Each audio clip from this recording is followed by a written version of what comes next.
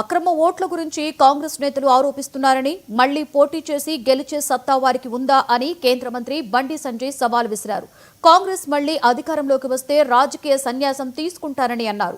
తాను 30 ఏళ్లుగా ప్రజా ప్రతినిధి అన్న ఆయన వార్డు మెంబర్గా గెలవని వారికి ఓట్ల గురించి ఎలా తెలుస్తుంది అని విమర్శించారు.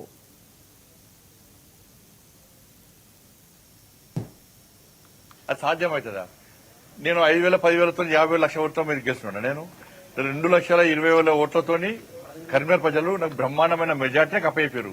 కాబట్టి ఓట్లు వేసిన ప్రజలను దొంగోట్లంటే ఇది కరీంనగర్ పార్లమెంట్ నియోజకవర్గ ప్రజలతో పాటు ఈ 8 నియోజకవర్గాల పార్లమెంటు నియోజకవర్గాల్లో ఆ ఓటర్లను అవమానించినట్ట కాదా?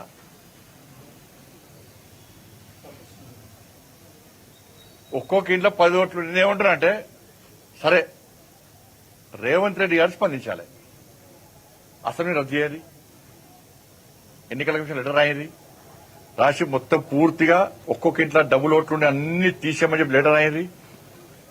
దాని తర్వాత మళ్ళీ ఎలక్షన్స్ పెట్టుర్రి. మళ్ళా కాంగ్రెస్ పార్టీ అధికారంలోకి వస్తే రాజకీయ సంఘాలు తీసుకుంటారు. నేను జనము రావతో కొడుతున్నారు. కరీంనగర్ ప్రజలు ఆయన గుర్తుపడతారా? ఒకసారి వార్డు మెంబరో సర్పంచో ఎంపీడీసో కొట్లాడి చేసి సమస్యల మీద కొట్లాడితే వాళ్ళు ప్రజలకు తెలుస్తుంది.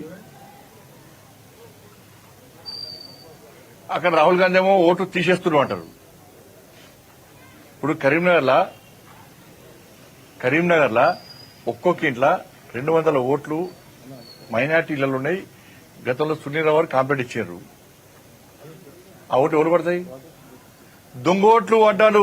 ఓట్లు పడ్డాక గెలవాలి వాళ్ళు ఓట్లు వేసుకున్నా గెలవలే వాళ్ళు. మైనార్టీలలో ఒక్కొక్క ఇంట్లో 50 ఇండ్లున్నాయి. కరీంనగర్లో ఉన్నాయి. మేము ఫిర్యాదు కూడా చేస్తాం, తొలగించలే. ఆ ఓట్లు ఎటు పడతాయి? అయినా గెలవలే వాళ్ళు.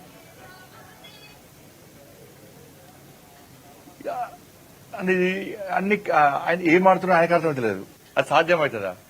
నేను 5,000, 10,000తో 50,000 లక్షల ఓట్లతో మీరు గెలుస్తున్నాను. నేను 2,20,000 ఓట్లతోని కరీంనగర్ ప్రజలు నాకు బ్రహ్మాండమైన మెజార్టీని అప్పయ్యారు.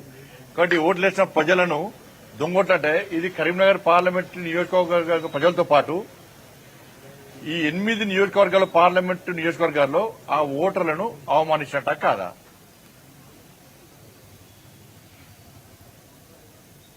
ఒక్కొక్క ఇంట్లో 10 ఓట్లు నేనేమంటున్నా అంటే, సరే రేవంత్ రెడ్డి గారు స్పందించాలి, అసెంబ్లీ రద్దు చేయాలి, ఎన్నికల కమిషన్ లెటర్ రాయింది, రాసి మొత్తం పూర్తిగా ఒక్కొక్క ఇంట్లో డబుల్ ఓట్లుండి అన్ని తీసేయమని చెప్పి లెటర్ అయింది.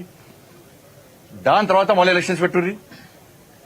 మళ్ళా కాంగ్రెస్ పార్టీ అధికారంలోకి వస్తే రాజకీయ సంఘాలు తీసుకుంటారు. నేను జనము రావతో కొడుతున్నారు. కరీంనగర్ ప్రజలు ఆయన గుర్తుపడతారా? ఒకసారి వార్డు మెంబరో సర్పంచో ఎంపీడీసో కొట్లాడి చేసి సమస్యల మీద కొట్లాడితే వాళ్ళు ప్రజలకు తెలుస్తుంది. అక్కడ రాహుల్ గాంధీ ఏమో ఓటు తీసేస్తున్నారు అంటారు. ఇప్పుడు కరీంనగర్లో ఒక్కొక్క ఇంట్లో 200 ఓట్లు మైనార్టీలలో ఉన్నాయి. గతంలో సునీల్ రావు కాంప్లైంట్ ఇచ్చారు. ఆ ఓట్లు ఎవరు పడతాయి?